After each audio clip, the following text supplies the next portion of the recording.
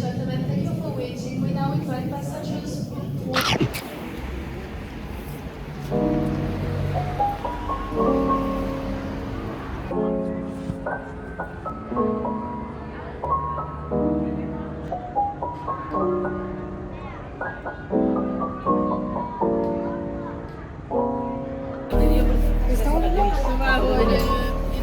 Fun fact, j'avais oublié que c'était le soir d'Halloween, ce qui explique pourquoi il y a des vampires et des zombies dans la rue.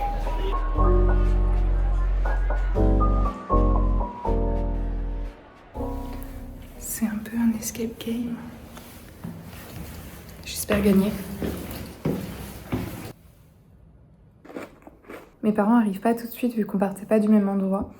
Donc je vais profiter de ces 2-3 heures que j'ai toute seule ici.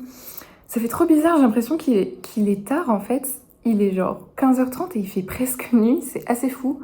En fait le soleil se couche à 16h30 là actuellement, le 31 octobre. Donc waouh, ça me rappelle Édimbourg.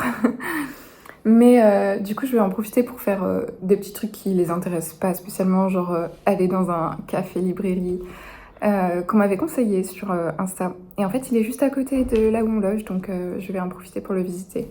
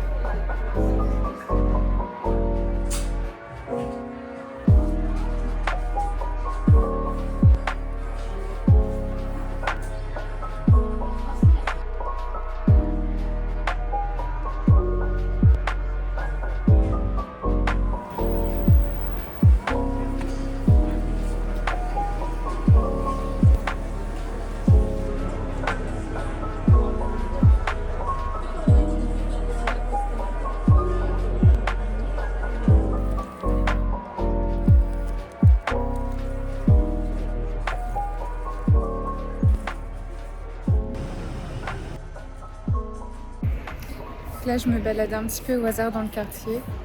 Première impression, trop cool. Les rues sont super belles, les petits magasins sont trop mimi.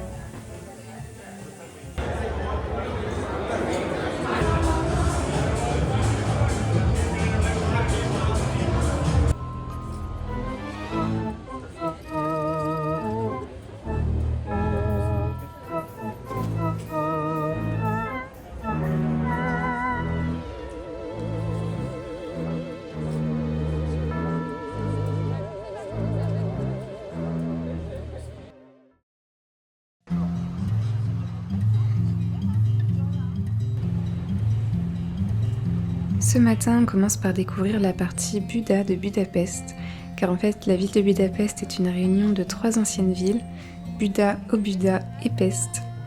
Et c'est un peu comme si on agrandissait Lyon et qu'on l'appelait Villers-Lyon en gros, ou Vaux-en-Velin. On m'a dit qu'il y avait un beau point de vue depuis le bastion des pêcheurs, donc c'est parfait pour commencer à découvrir la ville.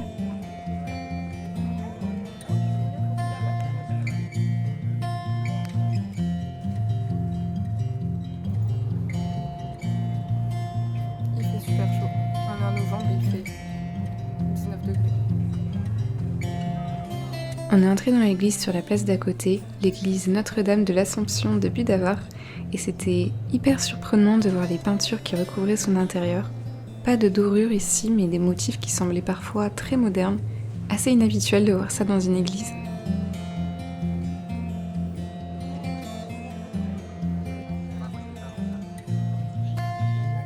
C'était vraiment trop chouette de partir début novembre. L'automne rendait la ville encore plus belle avec ses superbes feuilles orangées.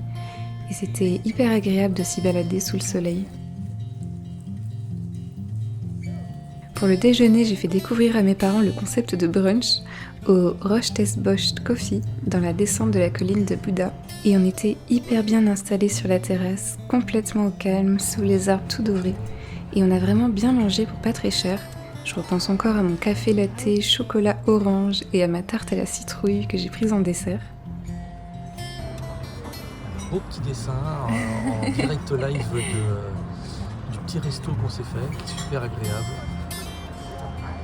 En terrasse avec un soleil d'enfer.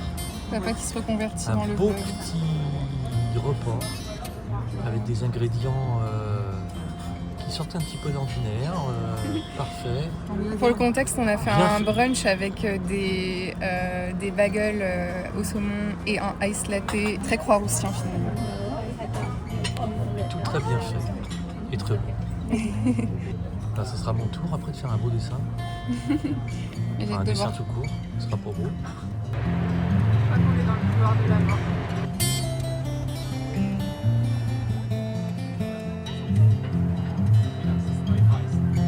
Le Tower Bridge.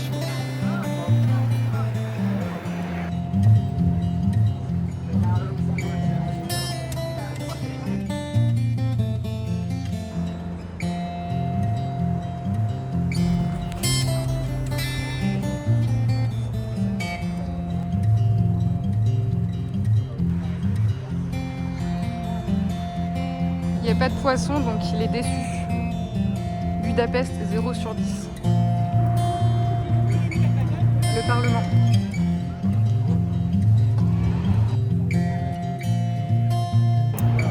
En pleine golden hour à 15h.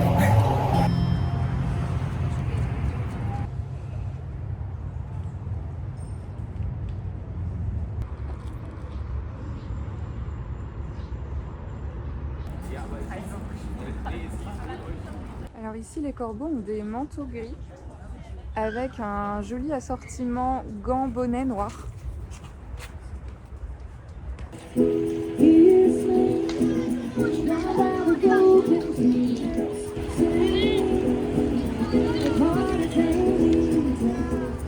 Bienvenue dans le pays où la spécialité c'est le pâté en tube. És olyan rémes, hogy felhívtam az egészségügyi világszervezetet.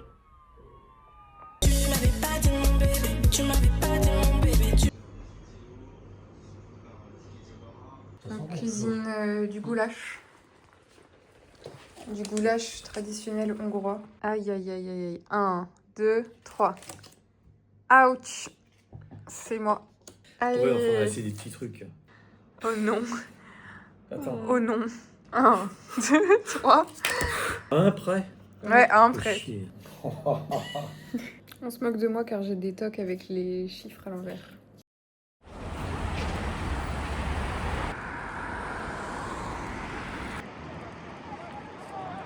Nous sommes sur la place des héros. Bonjour monsieur, en tant que héros, avez-vous quelque chose à dire? Pas grand chose, les combats sont finis. Je vois un renne très choqué. Genre là c'est sa bouche, les yeux.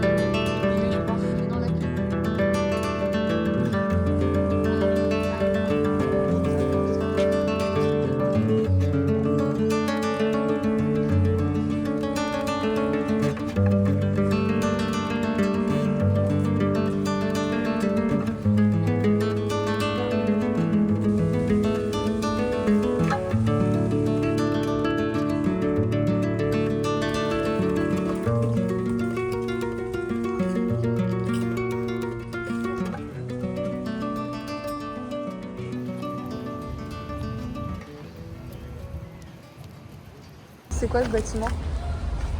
Ce sont les thermes. Ouais, il a dit les thermes. Bah, on n'ira pas aux thermes Schneizini.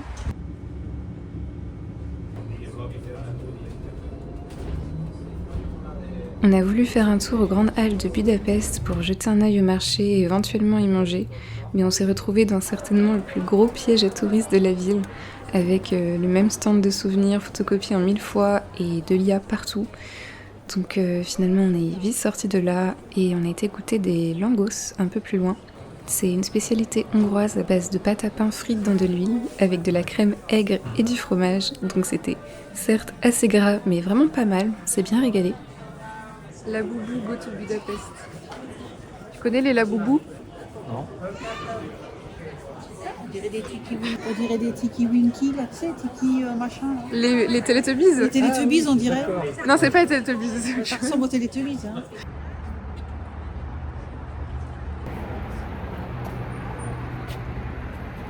On me tente pour faire la même. Dès que je sors mon téléphone pour filmer, il y a l'apprenti influenceur qui prend la photo. Un ex-futur influenceur. Un ex-futur influenceur.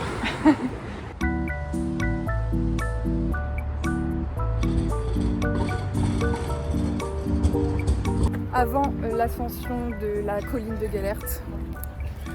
Et après l'ascension. Après l'ascension de la colline de Gellert. Mais, voilà. Ça va mérité.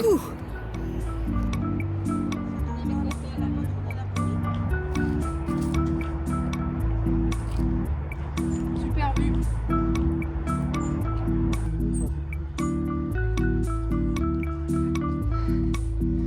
En fait, on était qu'à la moitié.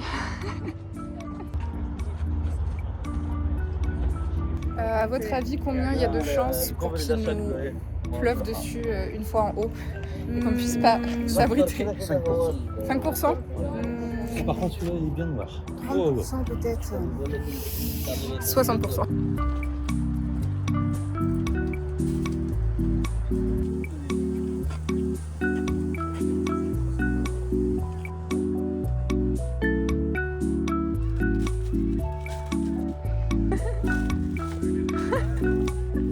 Et il a des bons goûts, hein.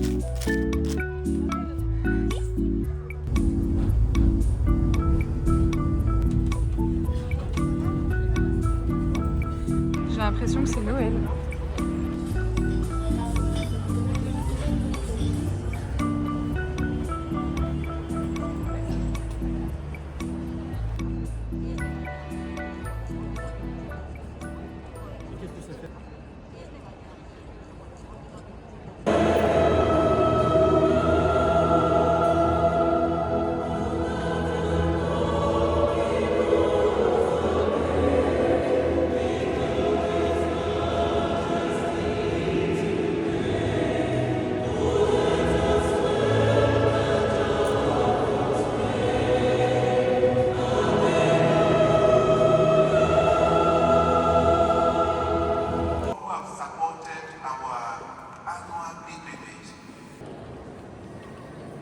Changement d'ambiance après la grande église, avec le ruine bar le plus connu de Budapest, Simpla Kert. On y est allé assez tôt, vers 18-19h, donc il n'y avait pas encore trop de monde, c'était parfait. L'endroit est immense et vraiment trop chouette à explorer et pour s'y poser avec un verre, écouter des concerts et évidemment faire la fête.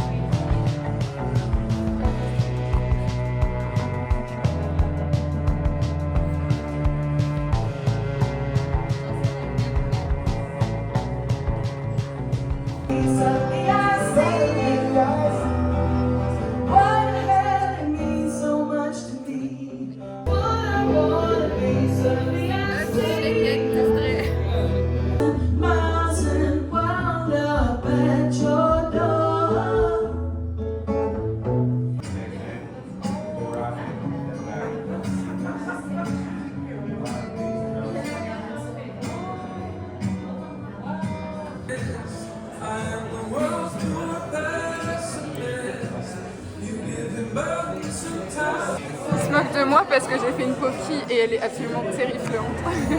Un chat vampire. Un chat un chat de Transylvanie, c'est une nouvelle espèce. On est dans une maison hantée ici. Bon, nous, on est rentrés assez tôt, j'allais pas faire la fête toute la nuit avec mes parents. À la place, on a continué à découvrir la gastronomie locale chez Mama Goulash, avec des plats en sauce bien réconfortants après une longue journée. Il pleut littéralement des feuilles.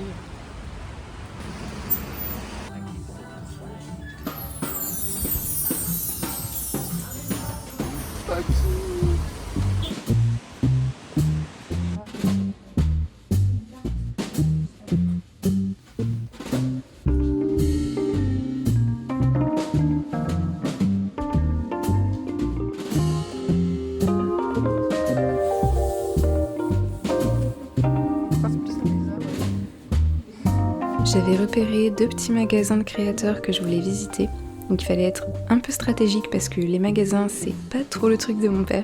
J'avais envie de ramener tout plein de trucs, mais je me suis d'abord concentrée sur les cadeaux que je voulais offrir en rentrant, et j'ai trouvé mon bonheur en particulier chez Magma, pas très loin du passage de Paris.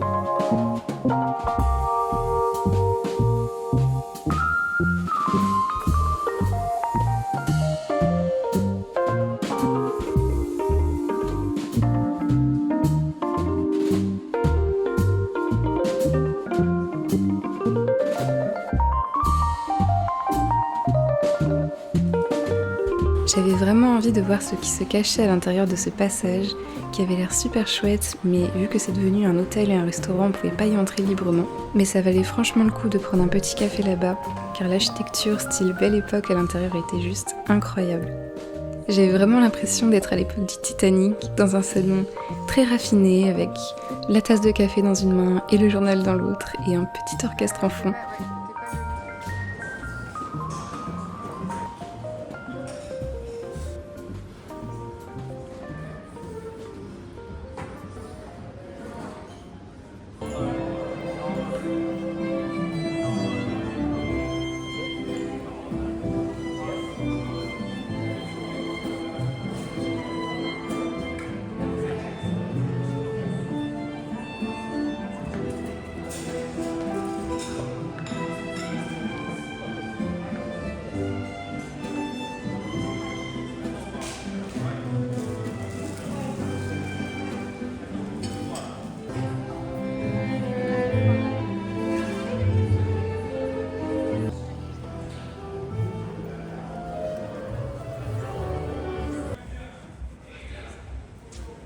A következő megálló Margit-sziget, Margit-híd.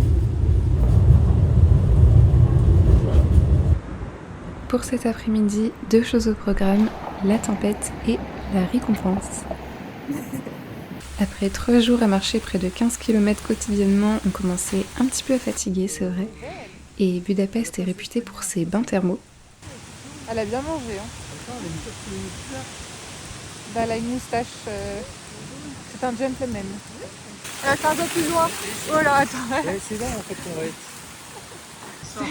Le bain thermal. J'ai eu la chance d'avoir une super recommandation d'un spa pas du tout touristique, à moins de 10 € l'entrée, les bains turcs Veli Beige. Évidemment, je n'ai pas pu filmer l'intérieur, mais ça ressemblait à ça globalement. C'était hyper relaxant, ça nous a vraiment reset pour la suite du voyage, même si je m'apprêtais à en payer quelques conséquences, vous verrez.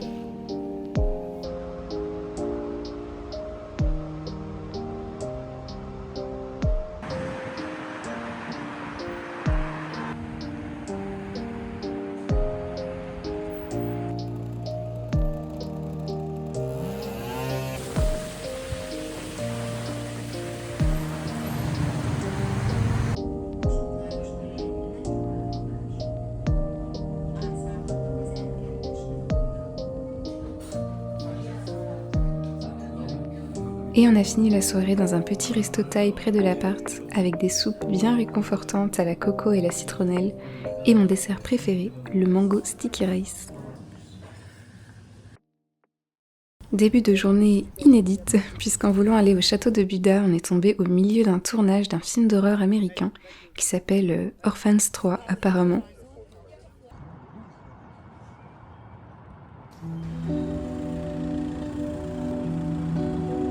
Mais on a pu poursuivre notre balade quand même jusqu'au palais. C'était auparavant la résidence des rois de Hongrie, mais depuis elle abrite 2 musées, dont un que j'avais très envie de faire, la Galerie nationale hongroise qui se concentre sur les œuvres hongroises de 1800 à nos jours.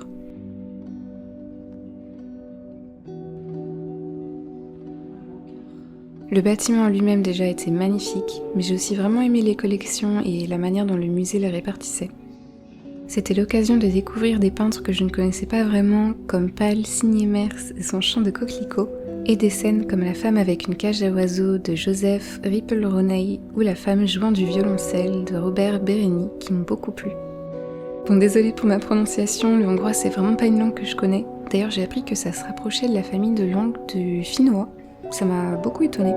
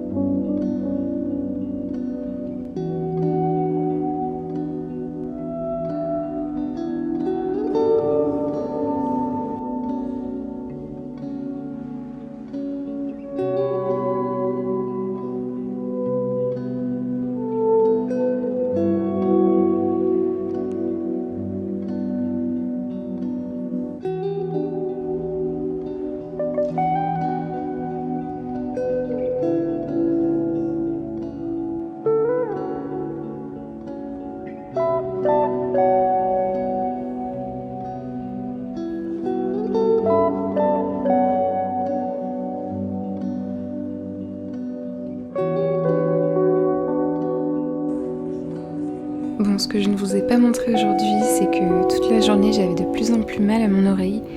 En fait, j'étais venue avec un piercing non cicatrisé et j'avais pas fait assez attention dans les eaux thermales hier. Donc je me retrouve avec une infection comme je n'ai jamais eu avant. J'avais vraiment très mal, je commençais limite à perdre l'audition de mon côté gauche. J'avais de la fièvre et des vertiges qui venaient. Bref, je commençais un petit peu à avoir peur.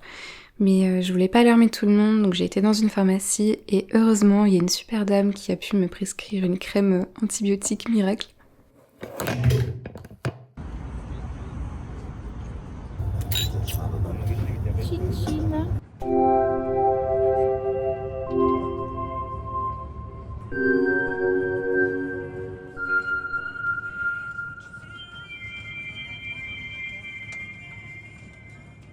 Le soir, il fallait quand même ressortir, mais ça va, c'était pour être assis. On avait réservé une petite croisière d'1 heure sur le Danube avec un verre offert pour 14 €. C'était trop bien de le faire le soir car les monuments principaux de la ville sont éclairés. En particulier pour voir le Parlement, c'était vraiment hyper chouette. Et on a continué dans notre lancée de regarder les monuments éclairés la nuit à Budapest en retournant vers la place des héros et le château de Vajdahunyad, qui était magnifique. En plus, il n'y avait personne, c'était vraiment une atmosphère très spooky.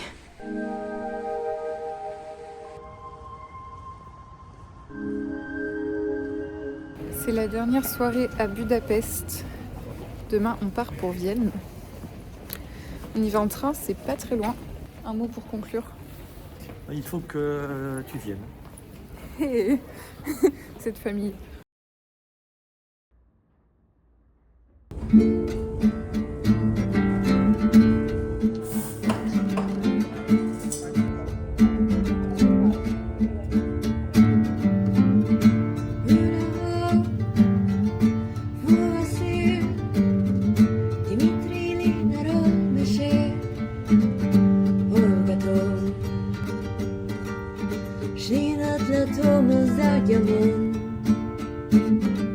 Changement de pays, d'ambiance, de devise et de prix également.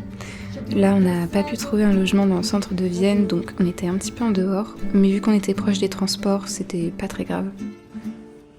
On a juste posé nos affaires et on a été faire une petite balade un peu au hasard dans le centre. Moi, c'est comme ça que j'aime bien commencer à découvrir les villes pour m'imprégner un peu de leur ambiance.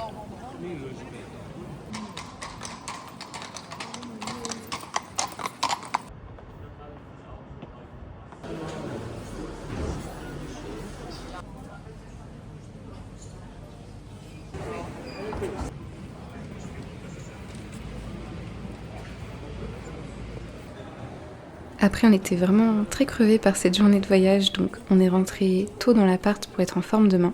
Déjà, par nostalgie, on a regardé le film Budapest sur un compte Netflix qui n'avait pas été déconnecté, mais c'était assez peu recommandable comme film, honnêtement. Par contre, dedans, ils ont dit que Budapest était un petit peu comme Berlin en gratuit, et j'ai bien aimé cette phrase. Et je rajouterais que Vienne, c'est un peu comme Paris, mais en payant.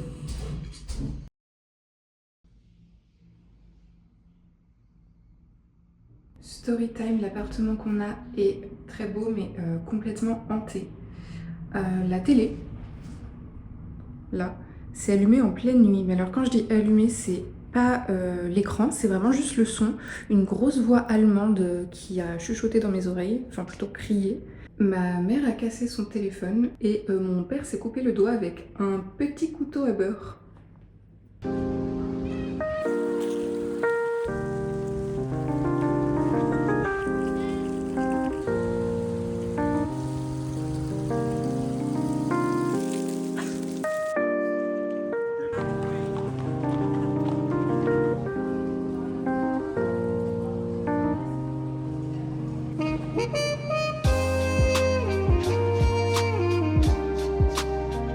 Bon, les églises c'est très sympa à voir, mais vu que je suis pas franchement croyante, j'ai beaucoup aimé voir ce type d'architecture très grandiose et quasi religieuse dans un bâtiment profane. Ici, la Bibliothèque nationale d'Autriche, l'une des plus belles bibliothèques au monde, avec plus de 200 000 livres datant de 1501 à 1850, rien que dans cette salle. En plissant les yeux, j'ai principalement vu des vieux dictionnaires et des vieilles encyclopédies, mais qui sait ce qu'on pourrait trouver là-dedans ?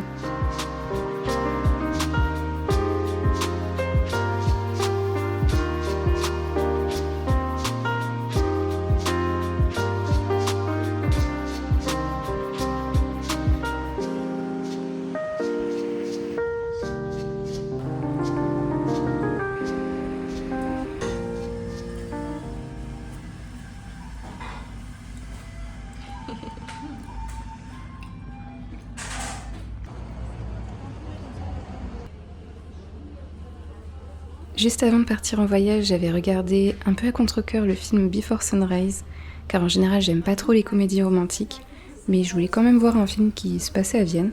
Et au final, j'ai adoré ce film et les deux protagonistes. Du coup, j'avais vraiment envie de passer dans un de ces lieux de tournage emblématiques, le disquaire Alt und Neu avec ses milliers de disques et son ambiance hyper chaleureuse.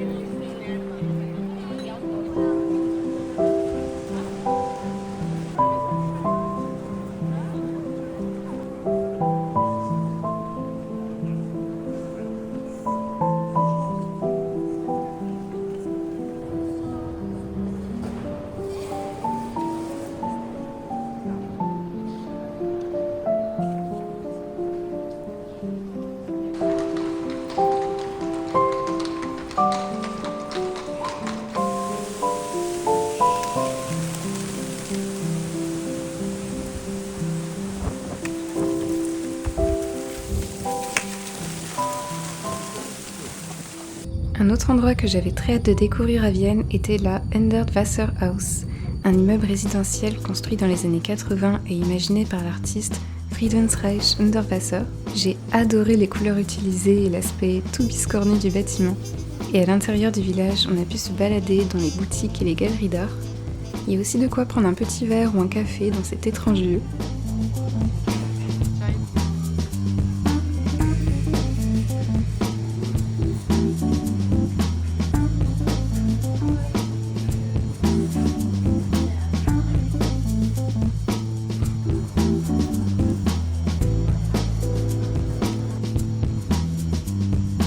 Pas très loin se trouve aussi la Kunsthaus Vienne, un bâtiment un peu similaire qui abrite le musée Unterwasser. On l'a pas fait, mais à la place on a eu droit à une petite pause dans un superbe café où on a pu goûter notre premier chocolat chaud viennois, hyper épais et onctueux, un vrai bonheur.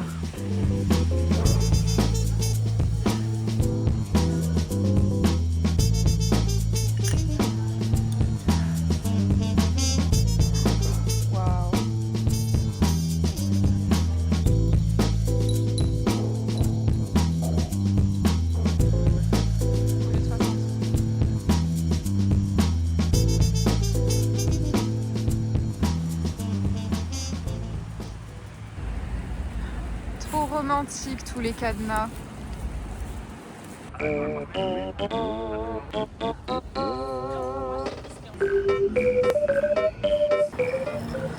n'y a personne, ça fait hanter. Il y a juste des cris, mais il n'y a personne. Et on a fini la journée au Prater, cette fête foraine géante en pleine ville qui reste ouverte toute l'année. Enfin, à ce stade, je pense qu'on peut carrément appeler ça un parc d'attractions, c'est immense. Et ils y passent aussi d'ailleurs dans le film Before Sunrise.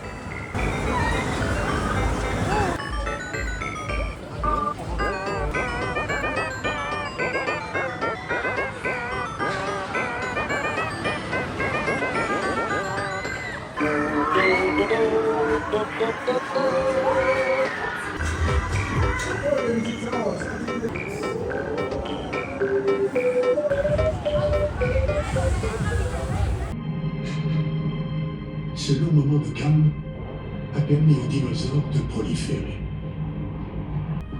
Pour l'atteindre, elle doit éviter les autres femelles désireuses de protéger leurs petits. Dernier jour à Vienne.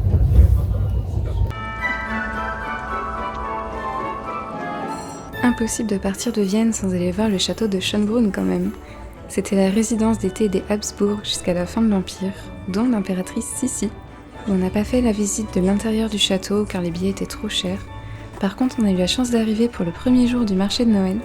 Quelques jours après Halloween seulement, on a pu se mettre dans l'ambiance des fêtes de fin d'année avec le petit marché à l'entrée de la cour. Là pour le coup, il y avait vraiment des trucs sympas, des petits créateurs et pas uniquement les mêmes souvenirs qu'on voit en boucle partout.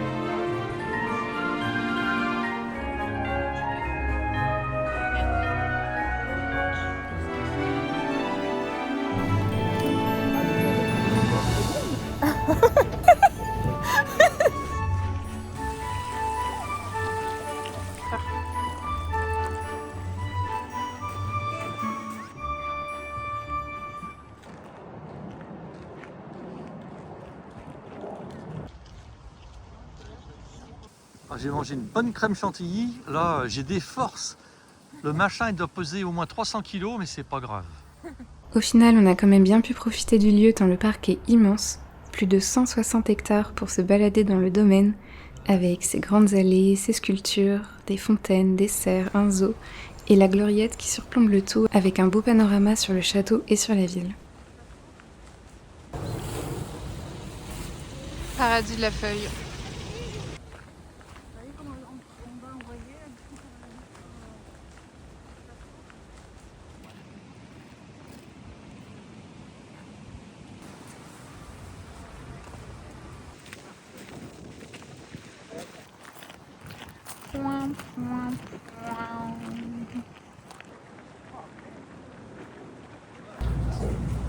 Est-ce que tu peux redire ce que tu as dit? Carglass répare, Carglass remplace.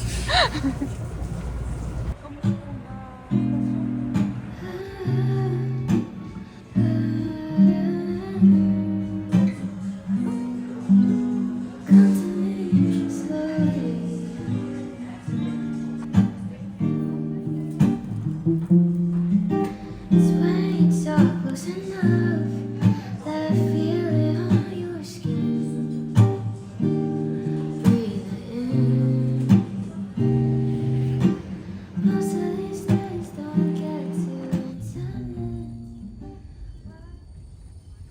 Et un dernier palais pour clore nos visites, le palais du Belvédère. Je ne m'attendais pas à ce qu'on y aille car il s'agit d'un musée, mais j'étais trop contente de finalement le visiter, notamment car il abrite de nombreuses œuvres de Klimt, dont Le fameux baiser, et Judith et Holoferne que j'aime beaucoup également. Ok, maintenant tendez l'oreille, écoutez bien.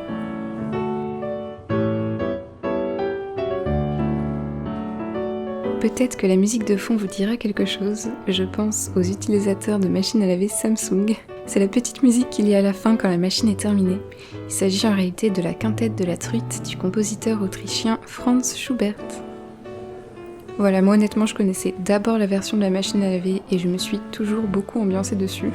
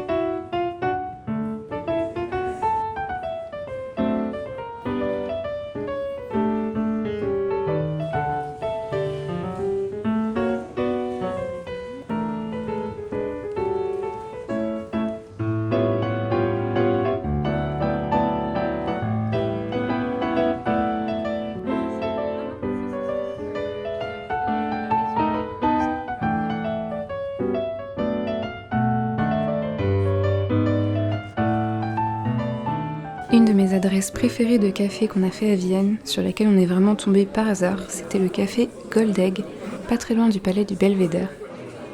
J'ai adoré sa décoration style bistrot Art Nouveau. Il existe depuis 1910 et on y a été super bien reçus pour nos dernières boissons chaudes viennoises.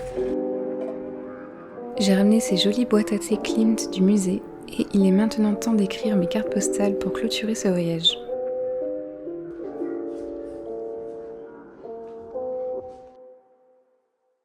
Bon, c'était clairement un jour de retour un peu en demi-teinte car je me suis aperçue juste avant de rentrer que j'avais été dévorée par les punaises de lit dans le canapé dans lequel je dormais à Vienne. C'est littéralement mon pire cauchemar, j'en suis un peu parano depuis des années et il a fallu que ça arrive quand j'ai un tout petit peu relâché ma vigilance. J'avais près d'une centaine de piqûres, heureusement je savais tout de suite quoi faire pour éviter d'en ramener dans mon appart à Lyon, ce qui aurait été absolument catastrophique. Et j'ai tout de suite tout lavé à 60 degrés et congelé le reste de mes affaires, y compris mon sac de voyage. J'ai eu des très grosses réactions, ça me démangeait énormément et surtout j'étais très anxieuse. Mais au moment où je monte tout ça, je n'ai toujours pas de nouvelles piqûres, donc normalement on peut dire que je n'en ai pas ramené. Je préfère juste ramener des bons souvenirs de ce voyage. J'ai eu un très gros coup de cœur pour Budapest. Ça me fait vraiment de la peine que ce pays soit gouverné par Orban. On voyait bien en plus dans la capitale que tout le monde était vraiment loin d'être d'accord avec son projet hyper nationaliste et réactionnaire. Je croise vraiment les doigts pour que les prochaines élections libèrent les Hongrois de leur Trump à eux. Je savais pas trop où le mentionner dans cette vidéo pour pas couper l'aspect visite, mais maintenant qu'on est à la fin du voyage, je trouvais ça quand même important de rappeler que même si j'ai eu l'occasion de visiter ce pays, je n'approuve vraiment en rien ses dirigeants actuels. Enfin voilà. Pour revenir sur le voyage en lui-même, c'était vraiment très chouette de découvrir cette partie de l'Europe que je ne connaissais pas du tout. J'y ai adoré l'ambiance cosy dans les rues de la ville et les monuments grandioses qui étaient là en même temps. Partir en novembre était une très bonne décision. L'automne a rendu les balades et les panoramas qu'encore plus beaux. Ce que j'ai moins aimé, je pense, c'est la nourriture dans les supermarchés. Ça m'a pas franchement convaincue. Et aussi, c'est vrai qu'il y a un côté très intense, très peuplé. Tout est très grand et étalé, et puis il y a une atmosphère aussi très luxueuse et bourgeoise, on va dire, à Vienne, qui m'ont un petit peu moins plu, je pense.